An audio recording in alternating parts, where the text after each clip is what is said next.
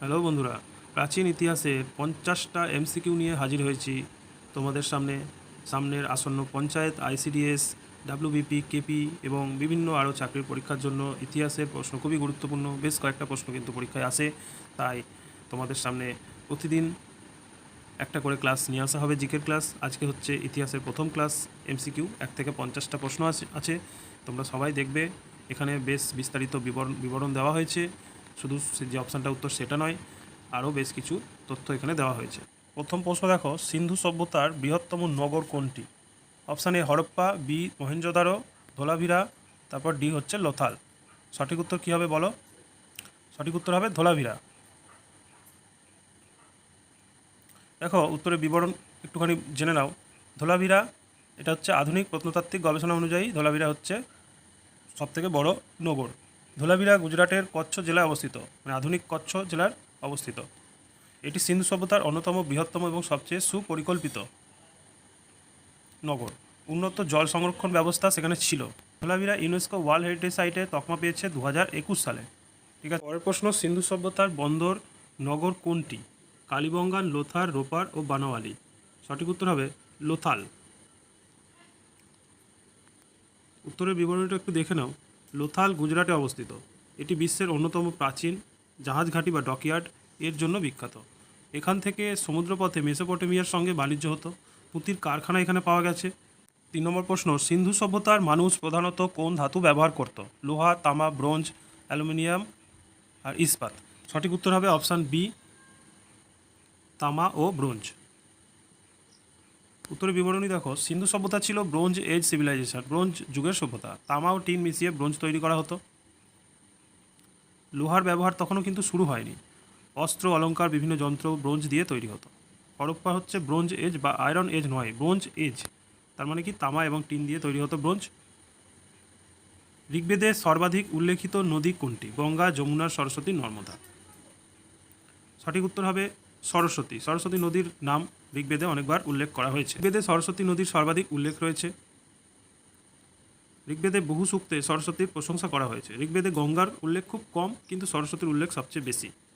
পরবর্তী প্রশ্ন, ঋগ্বেদে মোট কতগুলি মণ্ডল রয়েছে? সঠিক উত্তর, ঋগ্বেদে মোট 10টি মণ্ডল রয়েছে। ঋগ্বেদে ভারতের প্রাচীনতম গ্রন্থ। এতে 10টি মণ্ডল, 1028টি সূক্ত এবং প্রায় 10,600টি ঋচা রয়েছে। এটি 4 বেদের মধ্যে সবচেয়ে প্রাচীন।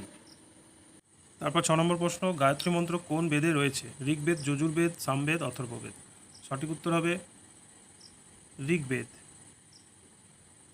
উত্তর দেখো, ঋগ্বেদ, গায়ত্রী মন্ত্র ঋগ্বেদের 3য় মণ্ডলের 62তম সূক্তের 10 নম্বর শ্লোক। ঠিক আছে, এই 10 নম্বর শ্লোক। এটা ঋচা মানে এখানে শ্লোক। ঋষি বিশ্বামিত্র এর রচনা বলে মনে করা হয়। এটি হিন্দু ধর্মের অন্যতম পবিত্র মন্ত্র, গায়ত্রী মন্ত্র। তারপর 7 নম্বর প্রশ্ন হচ্ছে, বৌদ্ধ ধর্মের প্রতিষ্ঠাতা কে? মহাবীর, গৌতম বুদ্ধ, অশোক, বিম্বিসার। সকলেই জানো বৌদ্ধ ধর্মের প্রতিষ্ঠাতা গৌতম বুদ্ধ। গৌতম বুদ্ধের জন্ম লুম্বিনীতে, বর্তমান নেপালে। তার প্রকৃত নাম সিদ্ধার্থ। তিনি শাক্য বংশের রাজপুত্র ছিলেন। 29 বছর বয়সে গৃহত্যাগ করেন। পরের প্রশ্ন, গৌতম বুদ্ধ কোথায় জ্ঞান লাভ করেন? সারনাথ, কুশীনগর, বোধগয়া, রাজগৃহ। সঠিক উত্তর হবে বোধগয়া, অপশান সি সঠিক উত্তর। বোধগয়াতে হয়। বর্তমান বিহারের বোধগয়ার বোধিবৃক্ষের নিচে তিনি জ্ঞান লাভ করেন। তখন তার বয়স ছিল 35 বছর। এই বোধিবৃক্ষটি ছিল অশ্বত্থ বা পিপুল গাছ। 9 নম্বর প্রশ্ন, বুদ্ধের প্রথম ধর্মচক্র প্রবর্তন কোথায় হয়? লুম্বিনী, সারনাথ, নালন্দা, পাটলিপুত্র। প্রথম ধর্মচক্র প্রবর্তন হয় সারনাথে। দেখো, সারনাথ উত্তরপ্রদেশের বারাণসীর কাছে অবস্থিত। এখানে বুদ্ধ তার প্রথম ধর্মদেশনা দেন। এই ঘটনাকে ধর্মচক্র প্রবর্তন বলা হয়। প্রথম 5 জন শিষ্য এখানেই বৌদ্ধ ধর্ম গ্রহণ করে। তারপর 10 নম্বর প্রশ্ন, মহাবীর ছিলেন জৈন ধর্মের কততম তীর্থঙ্কর? মহাবীর ছিলেন জৈন ধর্মের 24তম তীর্থঙ্কর। 23তম তীর্থঙ্কর ছিলেন পার্শ্বনাথ। তার প্রকৃত নাম ছিল বর্ধমান মহাবীর। তিনি 30 বছর বয়সে গৃহত্যাগ করেন। 12 বছর তপস্যার পর কেবল জ্ঞান লাভ করেন, বা কেবলিন বলা হয় তার জন্য তাকে। প্রথম তীর্থঙ্করকে ছিল ঋষভনাথ। 23তম তীর্থঙ্কর ছিলেন পার্শ্বনাথ। আর 24তম মহাবীর। তারপরে 11 নম্বর প্রশ্ন, জৈন ধর্মের প্রথম তীর্থঙ্কর কে ছিলেন? এখানেই উত্তর পেয়ে গেছো। তারপর 12 নম্বর প্রশ্ন, প্রথম শক্তিশালী রাজবংশ কোনটি? নন্দবংশ, হর্যঙ্ক বংশ, মৌর্য বংশ, শুঙ্গ বংশ। প্রথম শক্তিশালী রাজবংশ হচ্ছে হর্যঙ্ক বংশ। হর্যঙ্ক বংশকে মগধের প্রথম শক্তিশালী বংশ ধরা হয়। এই বংশের বিখ্যাত রাজারা হলেন বিম্বিসার আর অজাতশত্রু। মগধকে শক্তিশালী রাষ্ট্রে পরিণত করার কৃতিত্ব মূলত এই বংশের ছিল। মনে রাখার একটা সঠিক ট্রিক হচ্ছে হর্যঙ্ক বংশ, তারপর হচ্ছে শিশুনাগ বংশ, তারপর হচ্ছে নন্দ বংশ, তারপর মৌর্য বংশ। 13 নম্বর প্রশ্ন, নন্দবংশের প্রতিষ্ঠাতাকে? ধননন্দ, মহাপদ্মনন্দ, বিম্বিসার, অজাতশত্রু। অবশ্যই মহাপদ্মনন্দ নন্দবংশের প্রতিষ্ঠাতা, আর ধননন্দ ছিলেন নন্দবংশের শ্রেষ্ঠ রাজা। মহাপদ্মনন্দ ছিলেন নন্দবংশের প্রতিষ্ঠাতা। তাকে অনেক সময় দ্বিতীয় পরশুরাম বলা হয়। তিনি বহু ক্ষত্রিয় রাজ্য জয় করেছিলেন। শেষ নন্দ শাসক ছিলেন ধননন্দ, যাকে পরাজিত করে চন্দ্রগুপ্ত মৌর্য সাম্রাজ্য প্রতিষ্ঠা করেন। মৌর্য সাম্রাজ্যের প্রতিষ্ঠাতা কে তাহলে? চন্দ্রগুপ্ত মৌর্য। অপশান বি সঠিক উত্তর। 322 খ্রিস্টপূর্বাব্দে চন্দ্রগুপ্ত মৌর্য সাম্রাজ্য প্রতিষ্ঠা করেন। তার প্রধান উপদেষ্টা ছিলেন কৌটিল্য বা চাণক্য। তিনি ধননন্দকে পরাজিত করেন। পরে গ্রিক শাসক সেলুকাস নিকাতরেরকেও পরাজিত করে তিনি সন্ধি করেন। মনে রাখুন যে প্রতিষ্ঠাতা হচ্ছে চন্দ্রগুপ্ত, আর সর্বশ্রেষ্ঠ শাসক হচ্ছে অশোক। অশোক হচ্ছে মৌর্য বংশের শ্রেষ্ঠ রাজা। চাণক্যের অপর নাম কি? বিশাখ দত্ত, কৌটিল্য, কালিদাস, পতঞ্জলি। অবশ্যই কৌটিল্য হবে চাণক্যের অপর নাম। চাণক্য, কৌটিল্য আর বিষ্ণুগুপ্ত এই তিনটে একই ব্যক্তির নাম। তিনি চন্দ্রগুপ্ত মৌর্যের প্রধান উপদেষ্টা ছিলেন। তিনি রাষ্ট্রনীতি, অর্থনীতি এইসবের ওপর অর্থশাস্ত্র গ্রন্থ রচনা করেছেন। অর্থশাস্ত্র গ্রন্থের রচয়িতা তাহলে কৌটিল্য। 16 নম্বর প্রশ্ন, অর্থশাস্ত্র গ্রন্থের রচয়িতা? এটা তো জেনে গেলে, কৌটিল্য। তারপর ইন্ডিকা গ্রন্থের রচয়িতা কে? 17 নম্বর প্রশ্ন। অপশান ফাইয়েন, মেগাস্থিনিস, হিভেনসাং, ইৎসিং। সঠিক উত্তর হবে মেগাস্থিনিস। তার বিবরণ কী ছিল? ইন্ডিকা গ্রন্থ। তিনি সেলুকাস নিকাতরের দূত হিসেবে চন্দ্রগুপ্ত মৌর্যের দরবারে এসেছিলেন। তার রচিত ইন্ডিকা থেকে মৌর্য যুগের সমাজ আর প্রশাসন সম্পর্কে গুরুত্বপূর্ণ তথ্য জানা যায়। তারপর 18 নম্বর প্রশ্ন, কলিঙ্গ যুদ্ধ সংঘটিত হয় কত খ্রিস্টাব্দে? সম্রাট অশোক ছিলেন কলিঙ্গ যুদ্ধের রাজা। হয়েছিল এটা 261 খ্রিস্টাব্দে, 261 খ্রিস্টপূর্বাব্দে। কলিঙ্গ যুদ্ধ অশোকের জীবনে একটা মোড় ঘুরিয়ে দেয়। যুদ্ধের ভয়াবহ প্রাণহানি হয়। তখন কি হয়? তিনি বৌদ্ধ ধর্ম গ্রহণ করেন। এই ঘটনার পর তিনি ধর্ম বিজয় নীতি গ্রহণ করেন। তারপর অশোক কোন ধর্ম গ্রহণ করেন? বৌদ্ধ ধর্ম গ্রহণ করেন। তার পুত্র মহেন্দ্র ও কন্যা সংঘমিত্রা শ্রীলঙ্কায় বৌদ্ধ ধর্ম প্রচার করেন। 20 নম্বর প্রশ্ন, অশোকের শিলালিপি প্রধানত কোন ভাষায় লেখা? সংস্কৃত, পালি, প্রাকৃত আর তামিল। অবশ্যই প্রাকৃত ভাষায় লেখা। অশোকের অধিকাংশ শিলালিপি প্রাকৃত ভাষায় এবং ব্রাহ্মী খরষ্ঠী লিপিতে লেখা। উত্তর পশ্চিম ভারতে কিছু শিলালিপি খরষ্ঠী লিপিতে লেখা হয়। আফগানিস্তানের কয়েকটা শিলালিপিতে গ্রিক ও আরামাইক ভাষায় ব্যবহৃত হয়েছে। তারপর 21 নম্বর প্রশ্ন, গুপ্ত সাম্রাজ্যের প্রতিষ্ঠাতা কে? সমুদ্রগুপ্ত, শ্রীগুপ্ত, চন্দ্রগুপ্ত ওয়ান, কুমারগুপ্ত। সঠিক উত্তর শ্রীগুপ্ত। গুপ্ত সাম্রাজ্যের প্রতিষ্ঠাতা শ্রীগুপ্ত। Option number B. সংক্ষিপ্ত বিবরণ হচ্ছে শ্রীগুপ্ত ছিলেন গুপ্ত বংশের প্রতিষ্ঠাতা প্রায় 240 থেকে 280 খ্রিস্টাব্দ। তার উত্তরসূরি ঘটোৎকচ এবং পরে চন্দ্রগুপ্ত ওয়ান সাম্রাজ্যকে শক্তিশালী করেন। চন্দ্রগুপ্ত ওয়ান মহারাজা ধীরাজ উপাধি গ্রহণ করেন এবং প্রকৃত অর্থে গুপ্ত সাম্রাজ্যের বিস্তার শুরু করেন। তারপর 22 নম্বর প্রশ্ন, ভারতের নেপোলিয়ন কাকে বলা হয়? চন্দ্রগুপ্ত টু, সমুদ্রগুপ্ত, অশোক নাকি হর্ষবর্ধন? সঠিক উত্তর হবে সমুদ্রগুপ্তকে বলা হয় ভারতের নেপোলিয়ন। সংক্ষিপ্ত বিবরণ বলছে এই উপাধি দিয়েছিলেন ঐতিহাসিক ভিনসেন্ট স্মিথ। সমুদ্রগুপ্ত অসংখ্য যুদ্ধ জয় করেছিলেন। তার বিজয়ের বিবরণ প্রয়াগ প্রশস্তি, যেটাকে বলা হয় এলাহাবাদ প্রশস্তি, এলাহাবাদ স্তম্ভলিপিতে পাওয়া যায়। তারপর পরবর্তী প্রশ্ন, বিক্রমাদিত্য নামে পরিচিত কে? সমুদ্রগুপ্ত, চন্দ্রগুপ্ত, স্কন্দগুপ্ত, কুমারগুপ্ত। বিক্রমাদিত্য হচ্ছে দ্বিতীয় চন্দ্রগুপ্ত। অপশান নম্বর বি সঠিক, দ্বিতীয় চন্দ্রগুপ্ত। দ্বিতীয় চন্দ্রগুপ্ত এর অপর নাম বিক্রমাদিত্য। তার শাসনকালে গুপ্ত সাম্রাজ্য সর্বোচ্চ সমৃদ্ধি লাভ করে। তার দরবারে নবরত্ন ছিলেন বলেই পরিচিত। বিক্রমাদিত্য দ্বিতীয় চন্দ্রগুপ্ত। ফাহিয়ান তার আমলে ভারতে এসেছিলেন। এটা কিন্তু ইম্পর্টেন্ট একটা প্রশ্ন। তারপরে 24 নম্বর প্রশ্ন, নালন্দা বিশ্ববিদ্যালয় প্রতিষ্ঠা কে করেন? অশোক, কুমারগুপ্ত, হর্ষ এবং চন্দ্রগুপ্ত ওয়ান।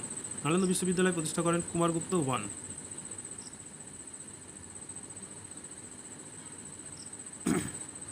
সংক্ষিপ্ত বিবরণ কি বলছে, নালন্দা বিশ্ববিদ্যালয় বিহারে অবস্থিত। প্রতিষ্ঠাতা হিসেবে কুমারগুপ্ত ওয়ানকে সাধারণত স্বীকৃতি দেওয়া হয়, অর্থাৎ প্রথম কুমারগুপ্ত। পরে হর্ষবর্ধন ও পাল রাজারা এর উন্নতি সাধন করেন। এখানে বৌদ্ধ দর্শন, চিকিৎসা, ব্যাকরণ সহ বহু বিষয় পড়ানো হতো। পরীক্ষায় মনে রাখার বিষয় হচ্ছে প্রতিষ্ঠাতা হলো কুমারগুপ্ত, আর ধ্বংস করেন বখতিয়ার উদ্দিন খলজি, ইখতিয়ার উদ্দিন মোহাম্মদ বিন বখতিয়ার খলজি। 1193 খ্রিস্টাব্দে নালন্দা বিশ্ববিদ্যালয়কে ধ্বংস করে দেওয়া হয়। ফাহিয়েন কার আমলে ভারতে আসেন? অশোক, সমুদ্রগুপ্ত, চন্দ্রগুপ্ত দ্বিতীয়, হর্ষ। ফাহিয়েন দ্বিতীয় চন্দ্রগুপ্তের সভাতে আসেন, দ্বিতীয় চন্দ্রগুপ্তের আমলে ভারতে আসেন। ফাহিয়েন ছিলেন চীনের বৌদ্ধ পরিব্রাজক। তিনি 399 থেকে 414 খ্রিস্টাব্দে ভারত ভ্রমণ করেন। তিনি গুপ্ত যুগের সমাজ প্রশাসনের বিবরণ লিখে গেছেন। হিউয়েনসাং কার আমলে ভারতে আসেন?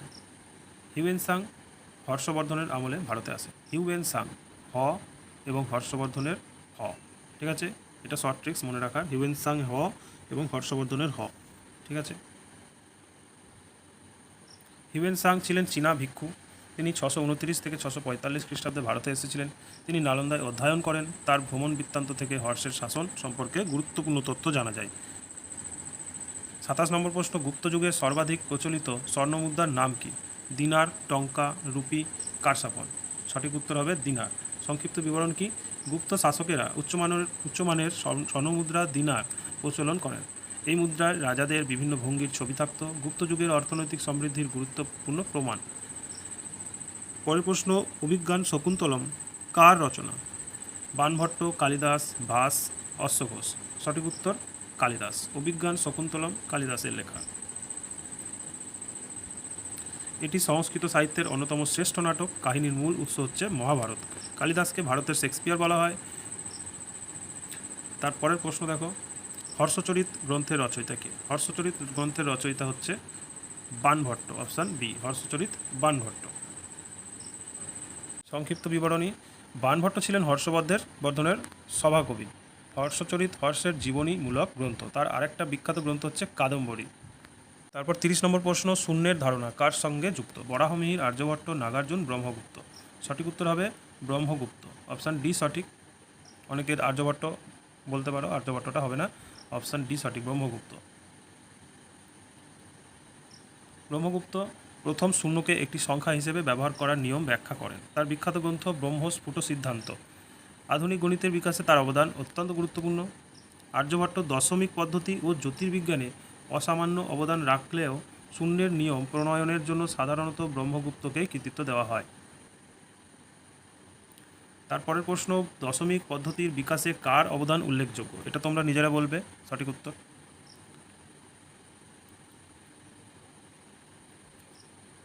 দেখে নাও। তারপরের প্রশ্ন, কোন যুগকে ভারতের স্বর্ণযুগ বলা হয়? মৌর্য যুগ, গুপ্ত যুগ, হর্ষ যুগ, দিল্লি সুলতানত। স্বর্ণযুগ বলা হয় গুপ্ত যুগকে। গুপ্ত যুগে সাহিত্য, বিজ্ঞান, গণিত, শিল্প, ভাস্কর্য, স্থাপত্যের অসাধারণ উন্নতি হয়। এই সময় কালিদাস, আর্যভট্ট, বরাহমিহির, ব্রহ্মগুপ্ত এর মতো মহান পণ্ডিত ছিলেন। অর্থনৈতিক সমৃদ্ধি ও সাংস্কৃতিক বিকাশের কারণে এই যুগকে গোল্ডেন এজ অফ ইন্ডিয়া বলা হয়, ঠিক আছে? তারপরে 33 নম্বর প্রশ্ন, হরপ্পা সভ্যতা আবিষ্কৃত হয় কত সালে? 1905, 21, 31, 47। হরপ্পা সভ্যতা আবিষ্কৃত হয় 1921 সালে। কে আবিষ্কার করে? হরপ্পা সভ্যতা আবিষ্কার করে দয়ারাম সাহনি এবং মহেঞ্জোদারো আবিষ্কার করেন রাখাল দাস বন্দ্যোপাধ্যায়। 1921 সালে হরপ্পা দয়ারাম সাহানি এবং 1922 সালে মহেঞ্জোদারো রাখাল দাস বন্দ্যোপাধ্যায়। তারপরের প্রশ্ন, মহেঞ্জোদারো আবিষ্কার করেন কে? দেখো এক্ষুনি প্রশ্ন চলে এসছে, এটা তোমরা নিজেরাই দেখে নিয়েছো। পরবর্তী প্রশ্ন, আলেকজান্ডার ভারত আক্রমণ করেন কত খ্রিস্টাব্দে? 326, 322, 261, 185। সঠিক উত্তর হবে 326 খ্রিস্টপূর্বাব্দে, অপশান এ। 326 খ্রিস্টপূর্বাব্দে আলেকজান্ডার উত্তর পশ্চিম ভারত আক্রমণ করেন। তিনি ঝিলম নদীর তীরে রাজা পুরুর সঙ্গে যুদ্ধ করেন। পরে তার সৈন্যরা রিয়াস বা ব্যাস নদীর পার হতে অস্বীকার করায় তিনি ফিরে যান। সাঁইত্রিশ নম্বর প্রশ্ন, আলেকজান্ডারের সঙ্গে যুদ্ধ করেছিলেন কে? পুরু। সঠিক উত্তর পুরু। সংক্ষিপ্ত বিবরণ দেখো, রাজা পুরু ছিলেন পাঞ্জাবের শাসক। ঝিলাম নদীর তীরে তার সঙ্গে আলেকজান্ডারের যুদ্ধ হয়। পরাজিত হলেও তার সাহস দেখে আলেকজান্ডার তাকে পুনরায় রাজ্য ফিরিয়ে দেন। পরের প্রশ্ন, সত্যমেব জয়তে কোন উপনিষদ থেকে নেওয়া হয়েছে? ইস, মুন্ডক, কট এবং কেন। অবশ্যই মুন্ডক উপনিষদ থেকে নেওয়া হয়েছে।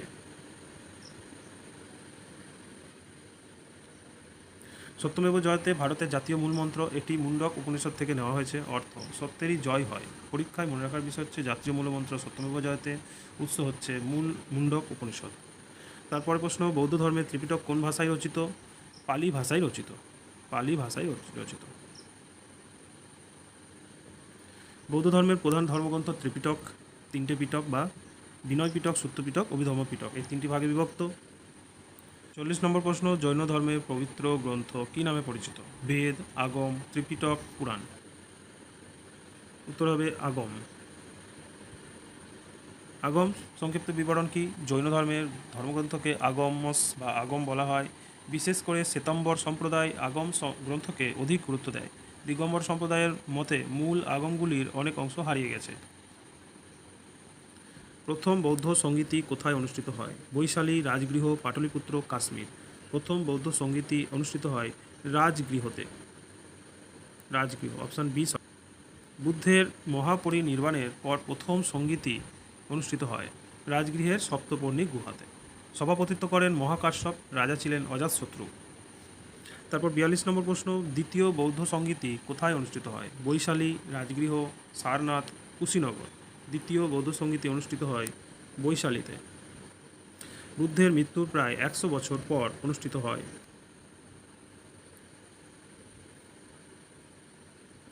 রাজা ছিলেন কালাশক।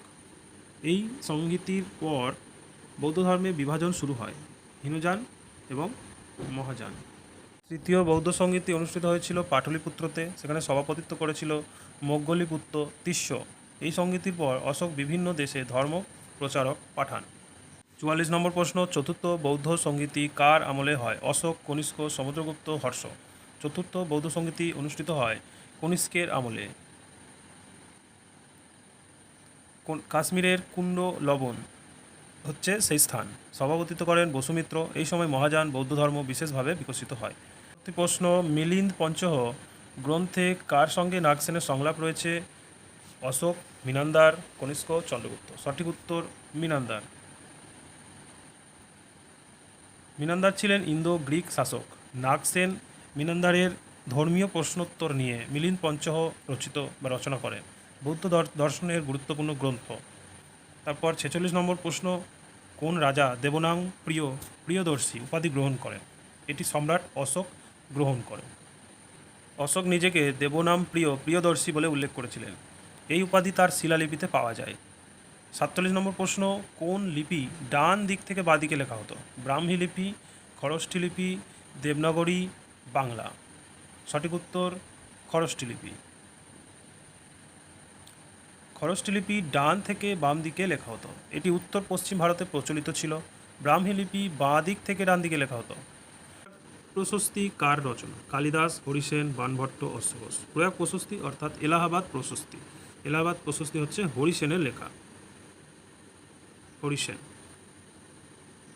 তারপরে দেখো, হরিসেন ছিলেন সমুদ্রগুপ্তের সভাকবি। তিনি প্রয়াগ প্রশস্তি বা এলাহাবাদ প্রশস্তি রচনা করেছিলেন। এতে সমুদ্রগুপ্তের বিজয় গাথা বর্ণিত আছে।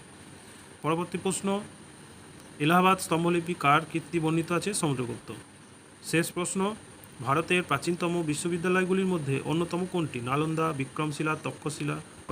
অর্থাৎ এ নালন্দা এবং সি তক্ষশিলা। তক্ষশিলা বিশ্বের অন্যতম প্রাচীন বিশ্ববিদ্যালয়। এটি বর্তমান পাকিস্তানে অবস্থিত। নালন্দা বিহারে অবস্থিত এবং বৌদ্ধ শিক্ষার বিখ্যাত কেন্দ্র ছিল। এখানে দেশ বিদেশের হাজার হাজার ছাত্র পড়াশোনা করতেন।